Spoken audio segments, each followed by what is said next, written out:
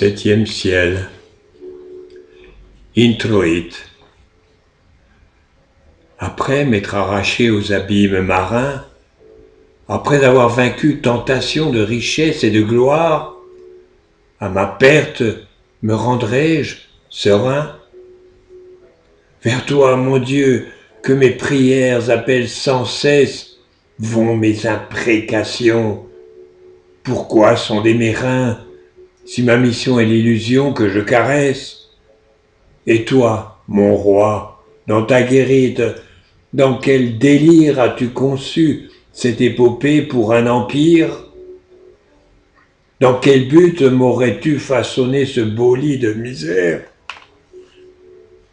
Au chaos, le désir est remède, et l'espoir intermède.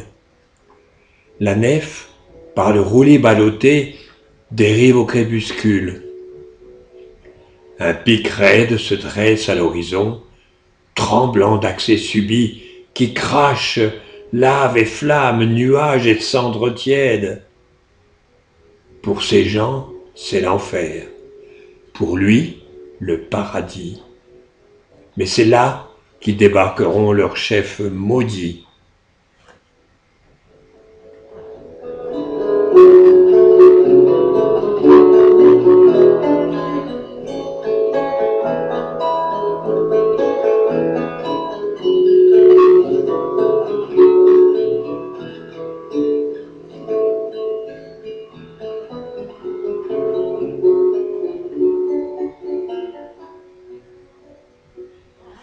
Chant 1. Le géant endormi. Longue navigation.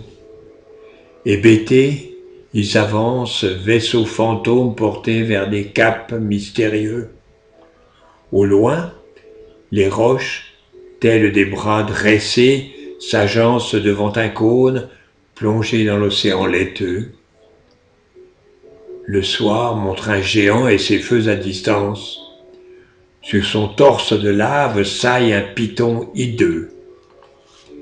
Sous la cape des glaces, une toison de nus, déployée sous le ciel, tombe en couches grenues. La frêle caravelle court, suce au mont dressé. L'amoncellement dru de cendres et de glace s'ouvre sur un cratère et son lac enchâssé. Les argonautes pénètrent enfin l'étroite place, devant l'étrange calme qui y règne angoissé. L'air leur pèse, immobile.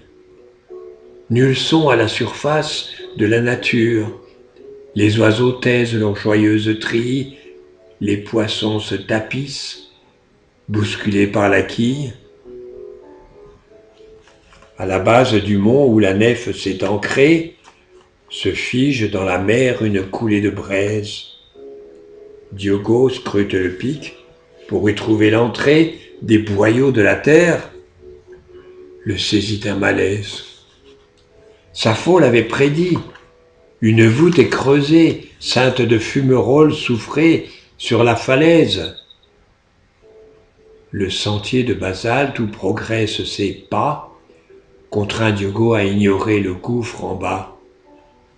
Au-dessus de l'abîme, sa volonté le pousse, dépassant son vertige dans l'ardue ascension. Il aperçoit dans les hauteurs où il se hisse, tels de misérables fourmis, ses compagnons s'attrouper sur leurs coquilles de noix. Les secousses du géant, agacé de ses démangeaisons, font rouler les rochers d'un bruit assourdissant, répercuté par les parois du roc crissant. Diogo, surpris devant ce spectacle d'horreur, reçoit le souffle de la forge titanique, prise d'expiration brusque en jet de vapeur, sanglots, éructation d'un monstre qui réplique dans l'air ses feux et éruptions. C'est la fureur d'un dragon agité d'une colère épique. Se dégagent ces mots. Tremble intrus dans ces lieux où tu viens arrogant, sans foi défier les dieux. Diogo étreint le mur de ses bras et s'entaille le corps, luttant contre les cendres et les jets de gaz brûlant qui fusent et le serrent à la taille. Des lueurs orangées jaillissent du sommet dans un tonnerre de feu. Une pluie de rocailles l'assaille en gerbes incandescentes. La nuit se fait froide et noire. Diogo suit les parois engouffrées du volcan dont s'échappent des haleines soufrées. Ils franchissent le gorge et pénètrent en son sein. Les effluves l'étouffent. Sur les marches glissantes, les sifflements de Sinaja au noir dessin l'hypnotisent au fléau de leur tête oscillante. De ses mains, coups de fouet, il doit briser leurs reins. Dans cette ombre peuplée de présences grinçantes, des mains le frôlent, le pincent, des griffes le lacèrent, des langues visqueuses lèchent ses plaies et ulcèrent.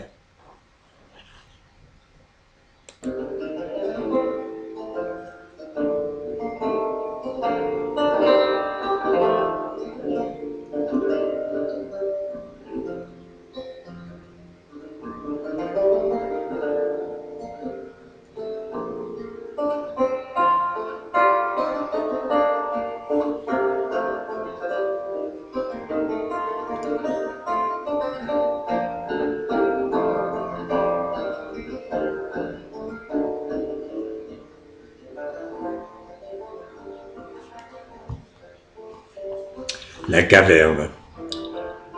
De ces murs glauques ruissellent des mucosités. « Ô Dieu !» s'écrie Diogo, « voyez-vous mon naufrage ? Rongé des cendres caustiques de l'air vicié, mon souffle avide attend l'espoir qui le soulage. Dois-je mourir d'angoisse jusqu'à l'éternité, corps et âme pénétrés d'un froid de sarcophage ? Oh oui, je veux aux cieux la prunelle rivée, pouvoir enfin prier en votre paix sacrée. » Sur un roc d'améthyste paraît la cariatide au sein cambré, montrant son corps ailé de lion, tel un sphinx à l'éternelle question turpide. Ô toi, falot humain, oublies-tu le sillon ? Quoi ? Tu renies ta quête ? Tu cèdes au seuil livide ? Ne sauras-tu lutter, roidir ton attention pour vaincre les obstacles qui mènent aux sept demeures, pour reposer en Dieu, en son bienveillant cœur ? Diogo, en somnambule, marche dans les ténèbres. Un reflet orangé diffuse des parois. Dans l'obscurité brillent les roches de cinabre, les entrailles de l'île. Il grimpe en désarroi sous la clarté lunaire vers un éperon glabre. Tout au fond, bondissant hors d'un passage étroit, un fleuve étend ses eaux jusqu'au seuil de l'Averne, à l'embouchure d'un lac enfoui sous la caverne. Pilier du ciel, l'arbre de vie dresse son tronc au firmament qu'il investit de ses ramures. Dans son tronc court la sève de la vie pulsation, exubérance végétale dans leur parure, symbole aussi de l'homme en proie aux convulsions. Bruisse un murmure, la musique des créatures. Dans la forêt sonne le verbe, parole du vent, des alizés sur les ceibas se soulevant. L'oreille exercée du chaman et du poète sait déchiffrer les sons divins de la nature. Les racines s'enfoncent dans l'inframonde, c'est noté, où de Pacale se perpétue l'offrande pure. Certains jours s'y déchaîne le fracas des tempêtes, fureur des dieux déçus devant leurs créatures. Dans les veines du bois flue la sève divine, jaillit l'eau claire des sources que l'âme devine.